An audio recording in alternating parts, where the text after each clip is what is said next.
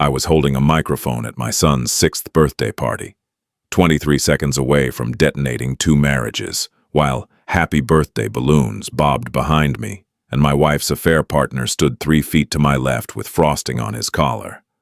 But the worst part, I'd already known for 41 days. If you got some time and maybe a strong drink, settle in. This is going to be long, and it's going to hurt in all the right ways. But stick with me, because every detail matters. So why did I wait 41 days to drop the bomb? Why not confront her the moment I found out? Why let my son's birthday party become ground zero for the truth? I'll tell you. This is the story of how I caught my wife cheating with our family's personal trainer, a guy who had a wife and kids of his own, a guy I actually considered a friend. It's about the 41 days I spent documenting everything, planning every move, and then using that picture-perfect pool party as the stage to expose them both in front of 50 witnesses. It's about revenge that felt good in the moment and haunted me later. It's about 2 families that looked perfect on Instagram but were rotting from the inside out. And it's about learning that sometimes the cost of justice is higher than you ever imagined. Let me start at the beginning. Amanda and I met at Arizona State when we were 21. She was a marketing major with this laugh that could light up a whole room. And I was a business student who thought I had my whole life figured out.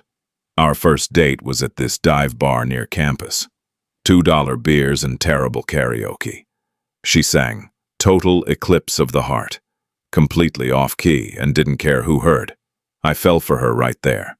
We dated for 3 years, got married at 29 in a small ceremony at her parents' backyard in Tempe. For the first few years, it was everything you'd want. We were that couple, you know the type. Weekend hikes up Camelback Mountain, couples cooking classes where we'd burn dinner and order pizza instead. Vacation photos that made your friends jealous.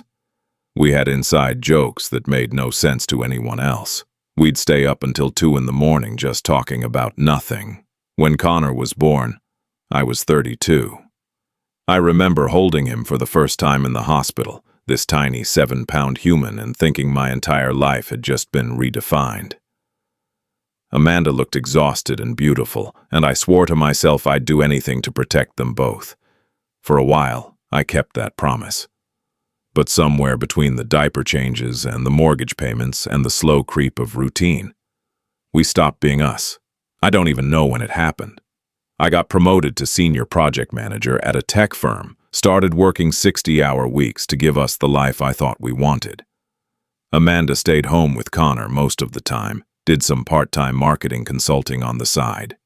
The sex dwindled from 3 or 4 times a week to maybe once a month. Our conversations became transactional, groceries, Connor's baseball schedule, did you pay the water bill? I told myself this was normal. This was just what happened after 9 years together. If you've ever been in a long-term relationship, you probably know what I mean.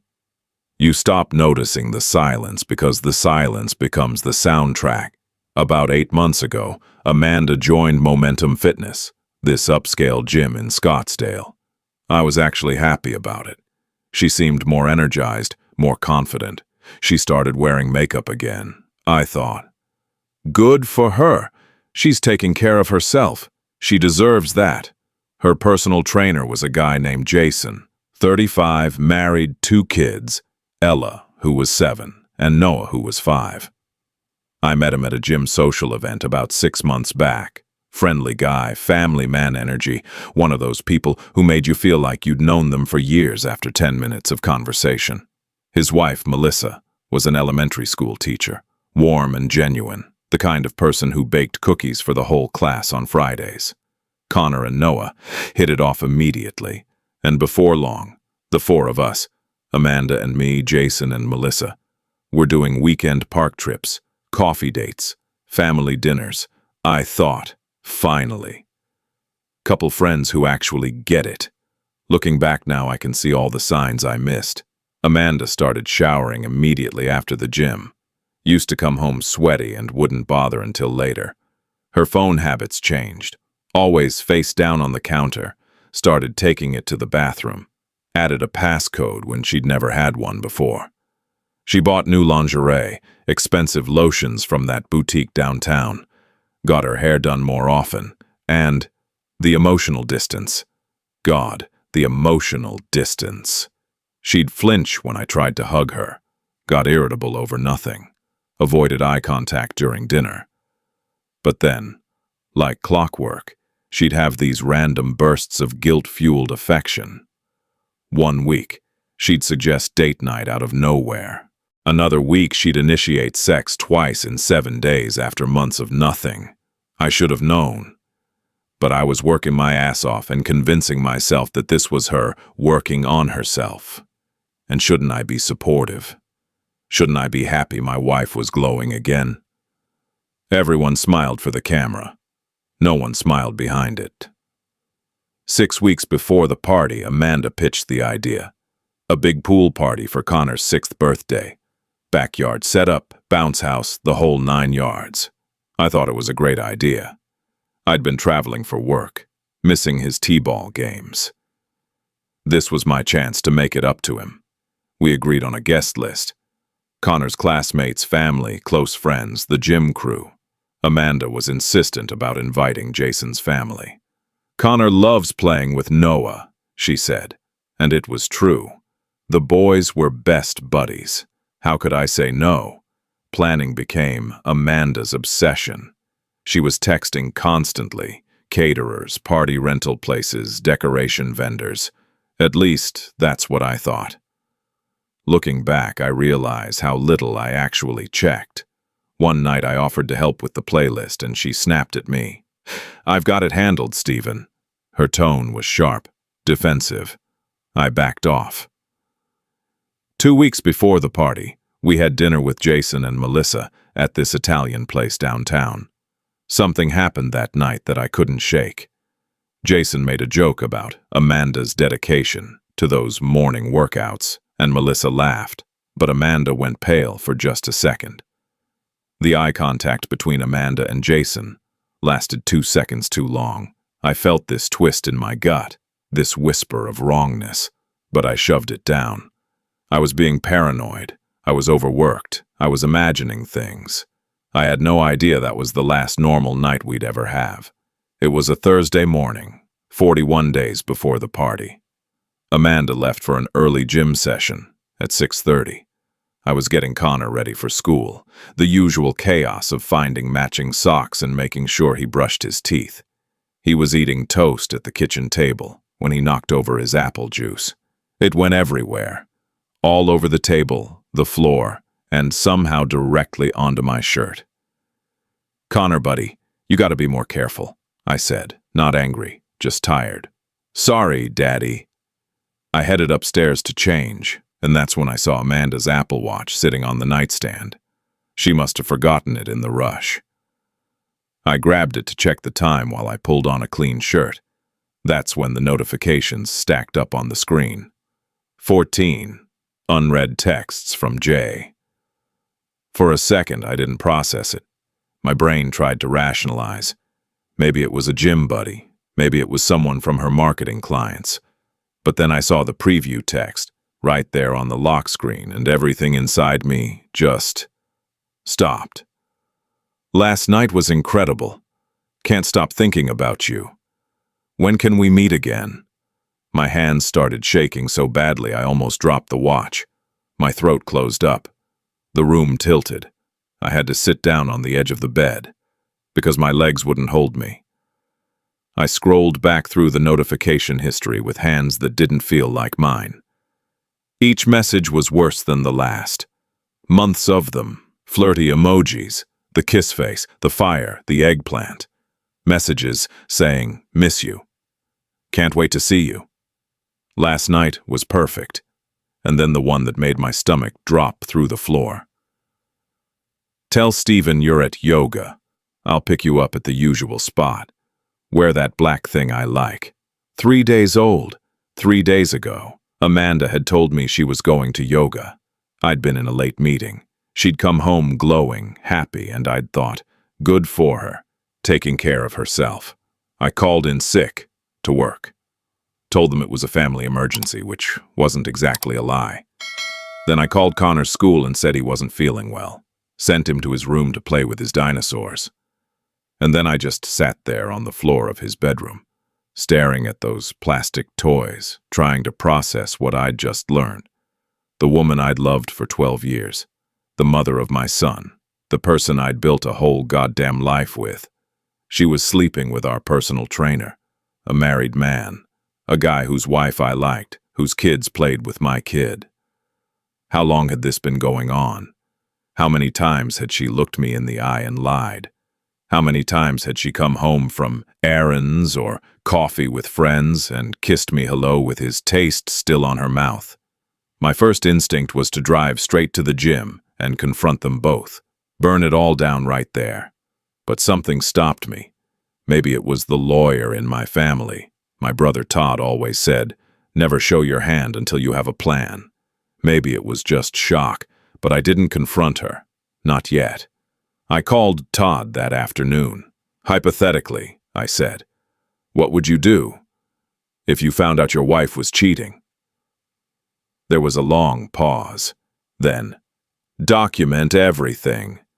Don't show your hand until you have a plan. And Stephen, this isn't hypothetical, is it?" "No," I said. "It's not." That night, I waited until Amanda fell asleep. Then I took her phone. I knew the passcode, Connor's birthday. Hadn't even had the creativity to change it. And I went through everything. There was a Signal app she'd hidden in a folder, encrypted messages, a hidden photo album full of selfies I'd never seen, deleted email drafts. The text thread told me everything. The affair started in late January, about 4 months ago. At first it was just flirty texts after training sessions. By February they were meeting for coffee, which was code for going to Jason's apartment while Melissa was at work. By March, they were hooking up 2 to 3 times a week. She told him she was doing extra training sessions or running errands. They'd exchanged explicit photos. They'd talked about what it would be like if they left them, me and Melissa. And then there was the message that gutted me more than any of the others. Amanda had written, "Stephen's a good dad, but he's not you. He doesn't make me feel anything anymore." I didn't sleep that night. I just lay there next to her, listening to her breathe, wondering who the hell I'd been married to. The next day, I hired a private investigator. Her name was Diane, a former cop in her 50s, with this no-nonsense energy that made me feel like I wasn't crazy. I gave her $2,500 as a retainer and laid out everything: Amanda's schedule, Jason's gym, the places they'd been meeting. Diane said, "You'll have photos, timestamps, hotel receipts, everything you need for court." Over the next 3 weeks, Diane delivered. She put a GPS tracker on Amanda's car, legal in Arizona, if you co-own the vehicle. She staked out the gym, followed Amanda to hotels, documented everything. The evidence was damning. Photos of Amanda entering the Courtyard Marriott in Scottsdale 6 different times. Video footage of Jason picking her up in a public parking lot, then kissing in his car. GPS data showing Amanda's car parked at Jason's apartment complex, while Melissa was at work and the kids were at school. Credit card receipts. Amanda had used our joint card for Victoria's Secret purchases, and a fancy dinner, she'd told me, was girls' night with Sarah. The worst was the dashcam footage Diane captured 10 days before the party. Amanda and Jason were parked at some remote hiking trail lot. They were making out in the back seat for 23 minutes. His hand was under her shirt. Her face. God, her face looked so happy, so carefree, so alive.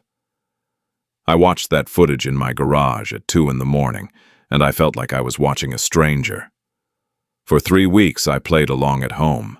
Amanda had no idea I knew. That was the hardest part. Watching her lie to my face with such ease. "Just grabbing coffee with Sarah," she'd say, and the GPS would show Jason's apartment complex. Connor asked me one morning, "Why is Mommy so happy lately?" I smiled and said, "She's just taking care of herself, buddy." What was I supposed to say? Your mom's having an affair? 12 days before the party, Jason and Melissa came over for dinner. I grilled burgers. We made small talk about baseball season and summer camps. I watched Jason accidentally brush Amanda's hand when they both reached for the ketchup. I watched my wife smile at him like I wasn't even in the room. And the whole time I was thinking, you have no idea what's coming. Everyone smiled for the camera. No one smiled behind it. 7 days before the party, I was sitting in my car in a grocery store parking lot when Diane's final report came through. 47 pages, photos, GPS logs, expense reports, timeline, witness statements. One photo in particular destroyed me. Amanda and Jason leaving that hotel room. And Amanda was wearing the anniversary necklace I'd given her just 2 months earlier. I hit the steering wheel. I sobbed. I couldn't breathe. The thought loop started. I gave her everything. I worked 60-hour weeks so she could stay home with Connor. I loved her. How am I this fucking stupid? I wanted to drive home right then and blow everything up. Scream, throw things, demand answers.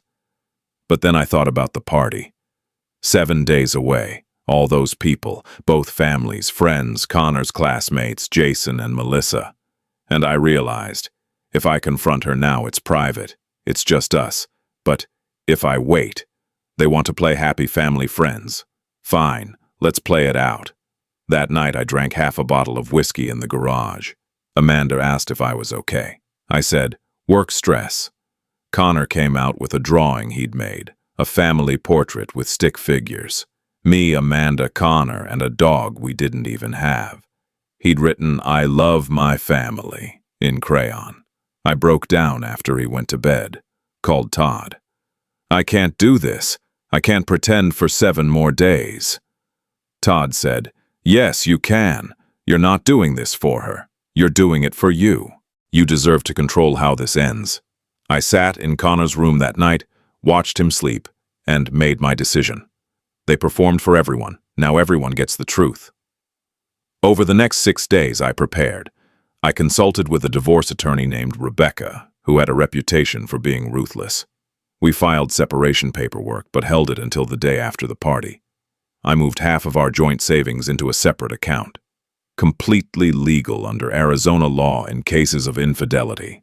I documented every marital asset, house equity, cars, retirement accounts, Connor's college fund. I changed all my passwords. I prepared a custody proposal, 50-50 split, but I'd get primary residence. Rebecca said, infidelity matters in Arizona. It can impact custody and asset division. Then I started building the slideshow. I worked on it in the garage after everyone was asleep. The first 30 slides were heartwarming family photos, our wedding day, Connor's birth, vacations, Christmas cards, gym friend group shots with Jason and Melissa, all smiling together, happy, perfect, exactly what we wanted people to see. Then slide 31, text on a black background. But some pictures don't make it to Instagram. Slides 32 through 45 were the evidence. Hotel entry photos with timestamps. Amanda and Jason kissing in the car. I'd blurred it just enough to be appropriate for kids, but the context was unmistakable. Screenshots of text messages with the explicit parts redacted, but the meaning crystal clear. GPS location data overlaid on a map, showing exactly where Amanda said she was versus where she actually was. Hotel receipts in Jason's name. The final slide. Amanda and Jason. A 4-month affair built on betrayal. I hope it was worth it. The music would cut out halfway through. Let the silence do the talking. I also prepared a separate envelope for Melissa. She was innocent in all this. She didn't deserve to be blindsided without at least something to help her understand.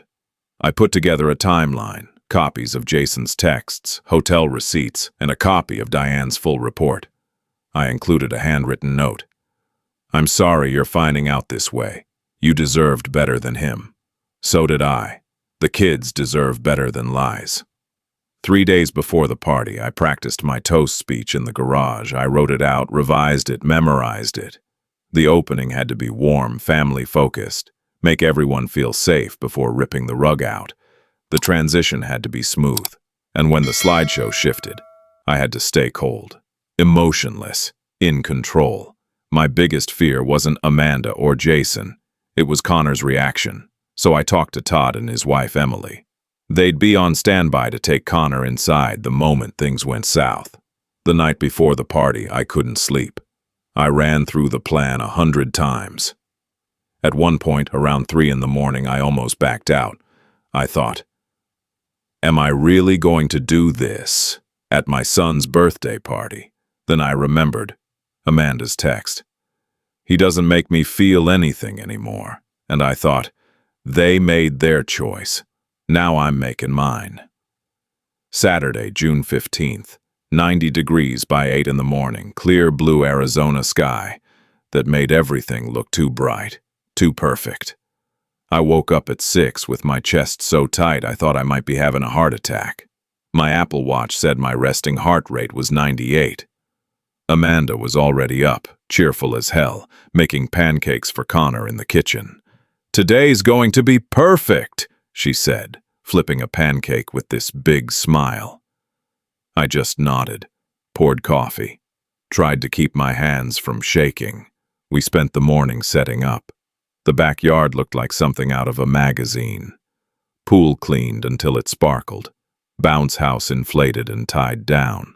Barbecue station with 3 different types of meat marinating. Picnic tables with blue tablecloths because that was Connor's favorite color. Amanda had ordered this elaborate balloon arch that spelled out "Happy 6th Birthday, Connor" in gold and silver letters. I positioned the projector and screen by the patio, right next to the cake table.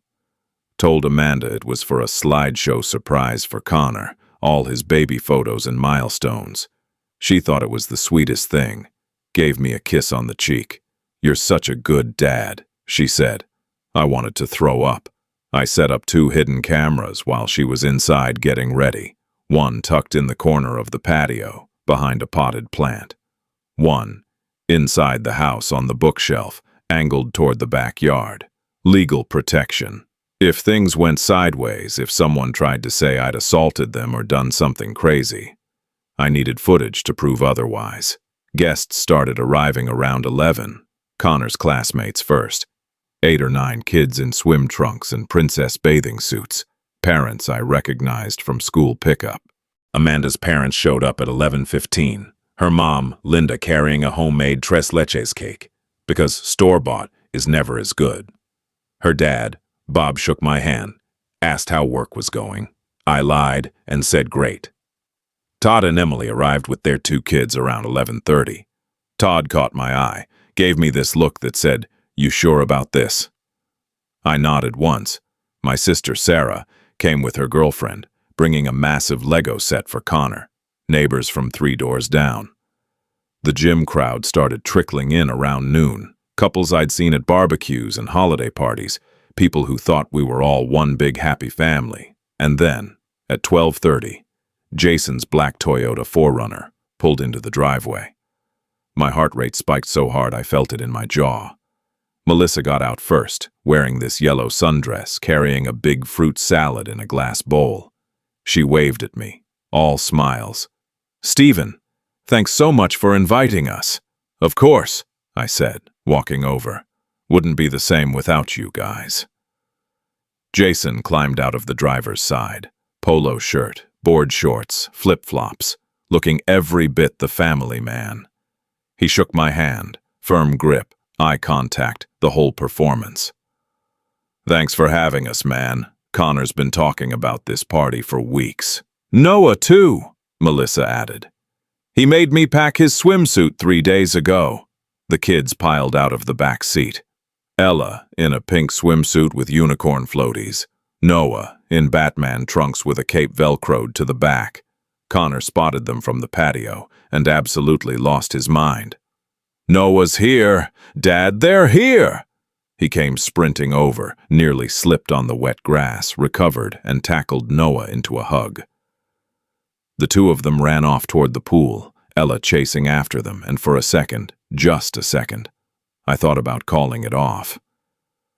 Those kids had no idea what was about to happen. They were just here for cake and pool time. But then I looked at Amanda, standing by the drink table, and I saw the way her eyes flicked to Jason, just for a second. And I saw the way his mouth curved into this tiny smile when he looked back. And I thought, no, they chose this. Now everyone gets to see it. The party unfolded like any normal backyard birthday for the next hour and a half. Kids splashed in the pool, screaming with laughter. Adults mingled with drinks in hand, beers from the cooler, wine spritzers, lemonade for the designated drivers. I manned the grill, flipping burgers and hot dogs and chicken skewers, making small talk with dads about sports and work and whether we should build a deck. Amanda played the perfect hostess. She refilled drinks, made sure everyone had food, took photos with her phone. She posted one to Instagram at 1:15. Connor with cake frosting on his face. Caption, "My baby is 6. Her best day ever, so proud mom." 43 likes in 10 minutes. Everyone smiled for the camera. No one smiled behind it. At 1:20, I saw it happen. Amanda was by the drink cooler, refilling the ice. Jason walked over, ostensibly to grab another beer. Their fingers touched when they both reached for the handle. It lasted maybe 2 seconds, but I saw the way their eyes met. Familiar, intimate, the way you look at someone when you know their body better than your own. Melissa was 20 feet away, helping Ella reapply sunscreen. She didn't see a thing. 30 minutes later, Jason accidentally bumped into Amanda near the lemonade pitcher. She laughed, touched his arm for just a second too long, then moved away, like nothing happened.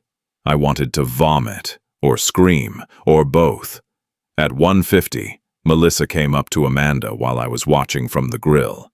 She was pointing at Amanda's necklace, the anniversary gift I'd given her 2 months ago, white gold with a small diamond pendant. "That's so pretty," Melissa said. "Stephen has such great taste." Amanda's face went pale for half a second, just long enough for me to notice. Then she forced a smile. "Yeah, he really does." Todd appeared at my elbow around 1:55. "You okay, man?" "Yeah," I said quietly. "Just wait." He squeezed my shoulder and walked away. At 2 o'clock sharp, Amanda brought out the cake. It was this elaborate 2-tier thing. Bottom layer chocolate, top layer vanilla, decorated with fondant baseballs because Connor was obsessed with t-ball.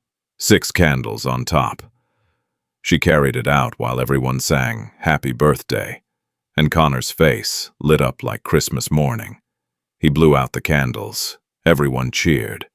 Amanda cut slices and handed them out.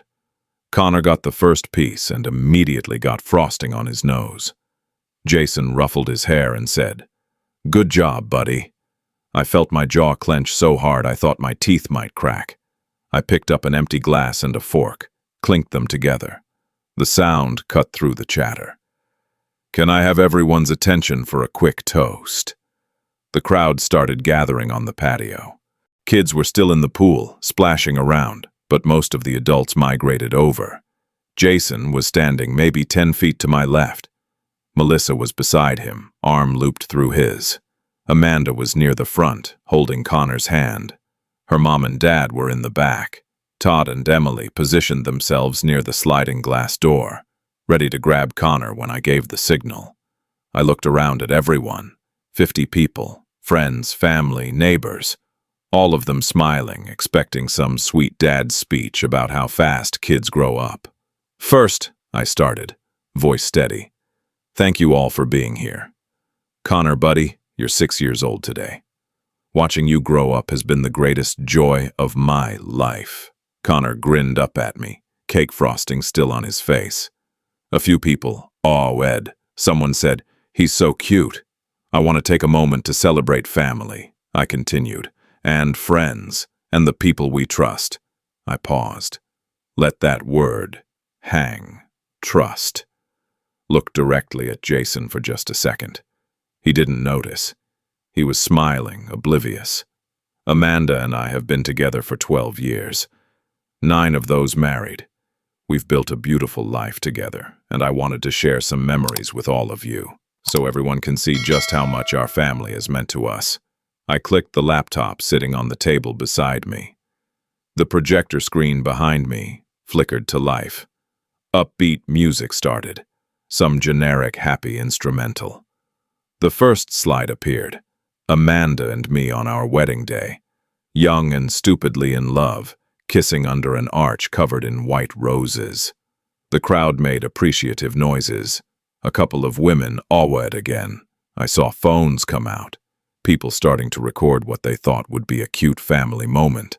Amanda was smiling next to me. She reached over and squeezed my hand. "This is so sweet," she whispered. I didn't look at her, just watched the slideshow, watched our life play out in photos. Connor as a newborn, wrinkly and perfect. Family vacations to San Diego, Sedona, the Grand Canyon. Christmas mornings with Connor tearing into presents. Birthday parties. Connor's first, second, third, fourth, fifth. And then photos of us with Jason and Melissa. The four of us at a barbecue last summer, all holding beers and laughing. The six of us, me, Amanda, Connor, Jason, Melissa, and their kids, at a park, everyone making silly faces for the camera. Everyone smiled for the camera. No one smiled behind it. The music was still playing. Slide 28, slide 29, slide 30. Amanda and Connor at the zoo, feeding giraffes. And then, slide 31. The music cut out abruptly.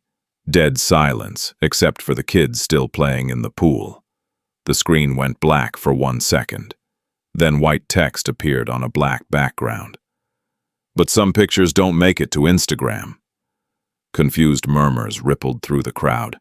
I heard someone say, "What?" Amanda's smile faltered. She looked at me, eyes suddenly wide. "Stephen, what are you—" "Wait," I said, voice flat and cold. "There's more." Slide 32. A photo of Amanda entering the Courtyard Marriott. Timestamp in the corner. Audible gasps. Slide 33. Amanda and Jason in his car, kissing, blurred just enough but unmistakable. The crowd erupted, yelling. Connor started crying. Kids were confused. I kept my eyes on the screen. Slides 34 through 40 came rapid fire. Text screenshots, GPS maps, hotel receipts. Every damning piece of evidence. Amanda was screaming, "Turn it off! Stephen, turn it off!" Jason stood frozen, his face the color of chalk. Melissa's voice cut through the chaos, shaking and raw. Jason, what is this?" Jason stammered. This isn't—" "Mel, I can explain." "Explain what?" she shrieked. I let the final slide sit there for 5 long seconds. Amanda and Jason. A 4-month affair built on betrayal. I hope it was worth it. Then I turned to Jason, calm as anything. "By the way, I sent all of this to your gym owner this morning. Ethics violation. Trainer sleeping with a client. I hope unemployment treats you well." His mouth fell open. I turned to Amanda. "And I filed for divorce yesterday. Papers will be served Monday." Chaos, pure chaos. Melissa was sobbing, grabbing Ella and Noah by the arms. "We're leaving, now." Jason tried to follow her. "Mel, please let me explain." She shoved him hard in the chest. "Don't touch me!" Amanda's mother, Linda, stepped forward and slapped Amanda across the face. The sound echoed. "How could you?" she hissed. Amanda collapsed onto the patio, hyperventilating. Connor was screaming, "Daddy, why is everyone yelling?" Todd and Emily swooped in like we'd planned, scooping Connor up and carrying him inside. He was crying, confused, reaching back for me. That image, his face, scared and betrayed, that's the one that haunts me. Guests were fleeing, some recorded on their phones, some just stood there in shock. Amanda's friend, Sarah, looked at me like I was a monster. "You're sick," she said. I met her eyes. "No, I'm just done being lied to." Within 10 minutes, the backyard was empty except for me, Amanda, and a few scattered family members. Amanda was still on the ground, sobbing into her hands. I stood there, emotionless, watching it all burn. I'd done it. I'd blown up 2 marriages, a friend group, a community in front of 50 people at my son's 6th birthday party. And in that moment, I felt nothing. The numbness lasted about 4 hours. Then the guilt crashed in like a freight train. By 4 that afternoon, the backyard looked like a disaster zone. Abandoned plates, half-eaten cake, deflated balloons. Connor was in his room with Emily, scared and confused. Amanda had locked herself in our bedroom. I sat in the garage, hands shaking, scrolling through the messages flooding my phone. Amanda's sister, Rachel. "You're a sick bastard." One of the gym moms. "That was brutal, but she deserved it." Another. "Melissa didn't deserve that. You should be ashamed." Jason's number was blocked, but he'd sent a dozen texts before I did. "We need to talk. Please. You didn't have to do that. You ruined my life." My mom called around 6. "Stephen," she said, voice tight, "what you did today, I understand you're hurt, but that was cruel. She cheated on me for months, Mom, with a family friend. You exposed her in front of 50 people, in front of Connor. That's not justice, Stephen. That's revenge." I hung up. Todd came over that night. He looked exhausted. "Legally, you're fine," he said. "Emotionally, brace yourself. This is going to get ugly." "I don't regret it," I said. He looked at me for a long time. "You say that now." Then he told me Melissa had called Emily. She was devastated, didn't see it coming. She'd filed for divorce that evening, grabbed the kids, and was staying with her parents. Her kids were asking why they couldn't see Connor and Noah anymore. That's when the first pang of real guilt hit me. "I didn't think about Melissa's kids. You didn't think about a lot of things," Todd said quietly. Over the next few days, Amanda moved in with her sister. She refused to see Connor. "Too ashamed," Rachel said. "She lost 8 pounds in 6 days. She called me 40 times. I didn't answer." The voicemails ranged from sobbing to screaming to threatening. One message stuck with me. "You destroyed my life. You could have just divorced me quietly. You didn't have to make it a public execution." Her family turned on her too. Her mom, Linda, could barely look at her. Family group chats went silent. Amanda's Instagram was flooded with messages. "Homewrecker, disgusting, how could you?" She deactivated everything. And her work. Her marketing clients were all local. In a tight-knit suburb like ours, word travels fast. She lost 4 of her 6 clients within a week, but the worst came 9 days after the party. Rachel called me, voice shaking. "Amanda tried to overdose on sleeping pills last night. She's in the ER, stomach pumped. She's alive, but Jesus, Stephen." I couldn't speak. "I hope you're fucking happy," Rachel said, and hung up. I sat there for an hour, staring at the wall. I'd wanted Amanda to hurt. I'd wanted her to feel the devastation I felt.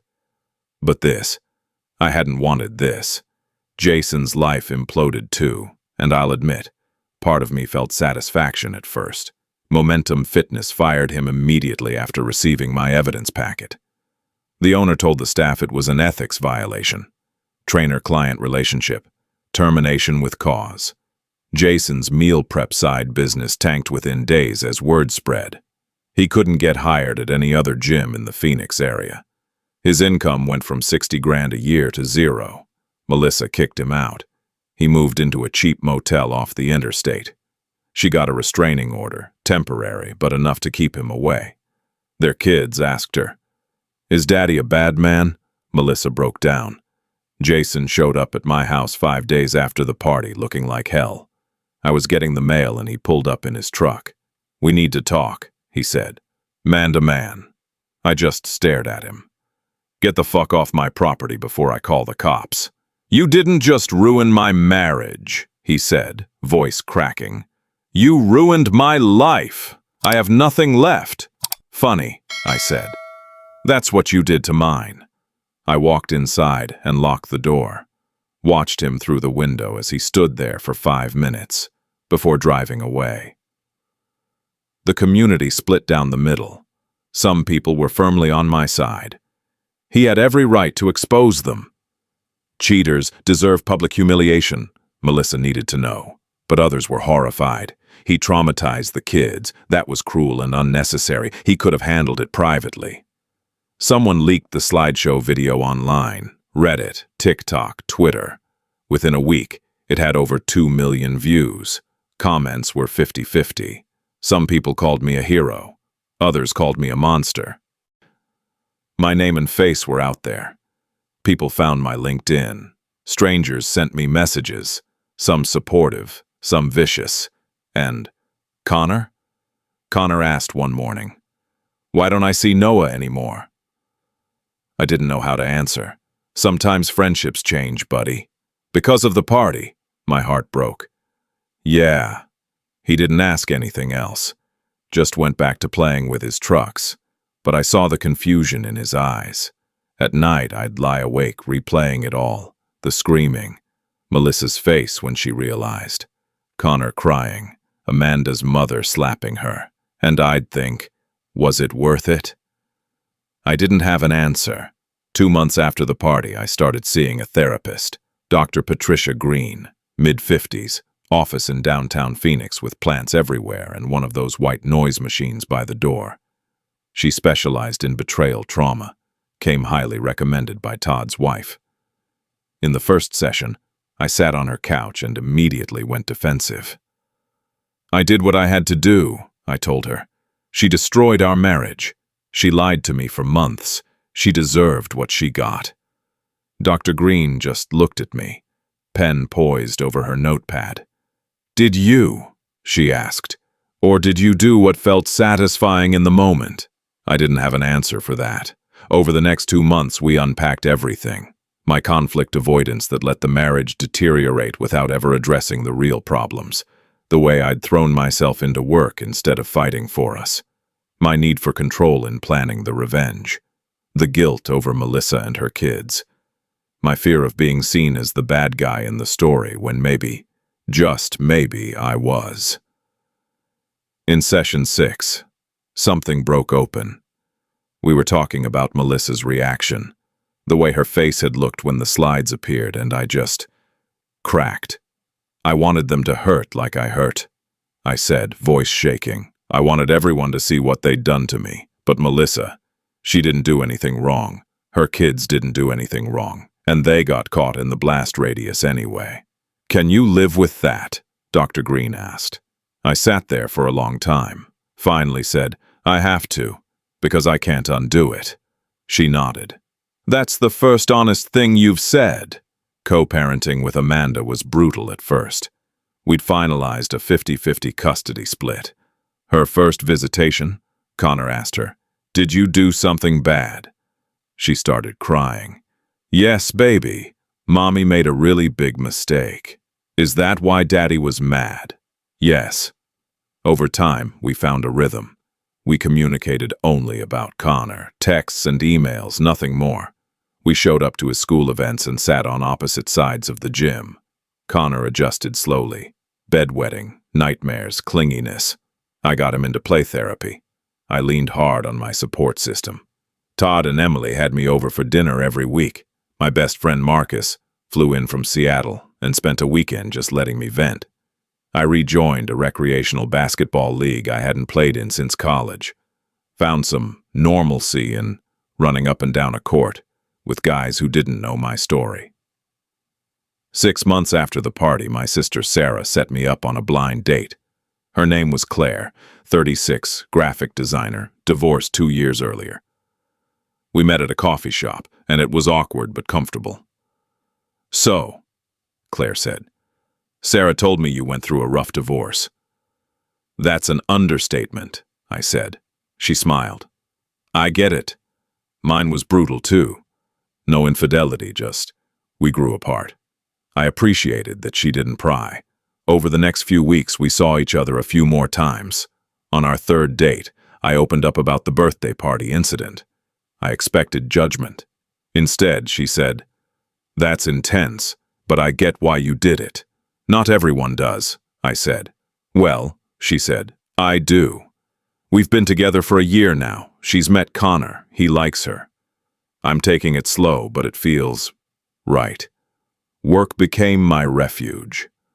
I got promoted to director of projects, used the raise to move into a new apartment. I decorated Connor's room to make it feel like home.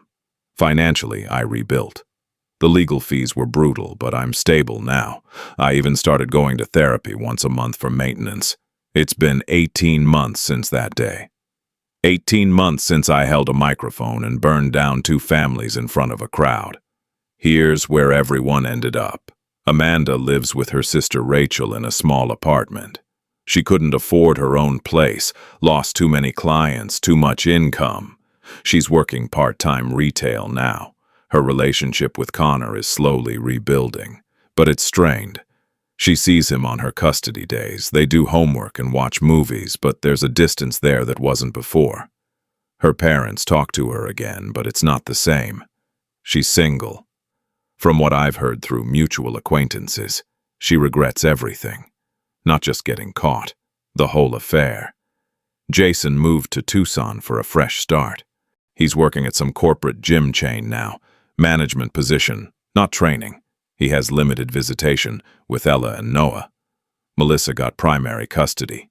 He's struggling financially between child support and legal debt. I heard from someone that he'd started drinking heavily for a while, but got sober about 6 months ago. I don't know if that's true. I don't really care.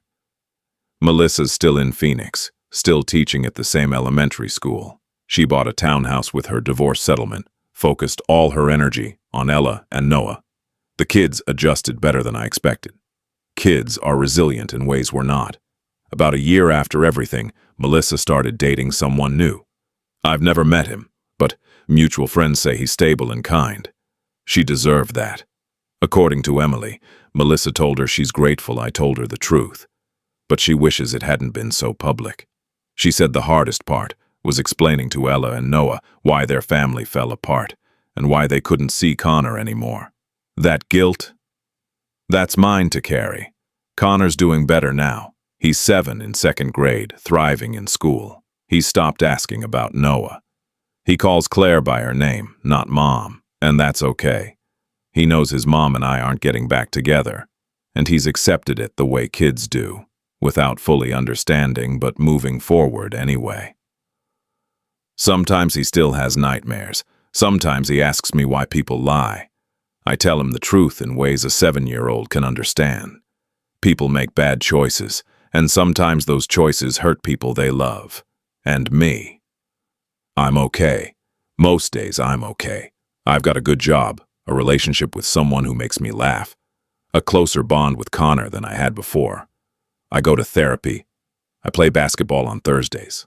I'm building a life that's mine, not defined by betrayal or revenge. But some nights I still think about that party. I think about Melissa's face when the slideshow hit. I think about Connor crying. I think about Amanda collapsing on the patio. And I wonder, was there a better way? I don't have a good answer.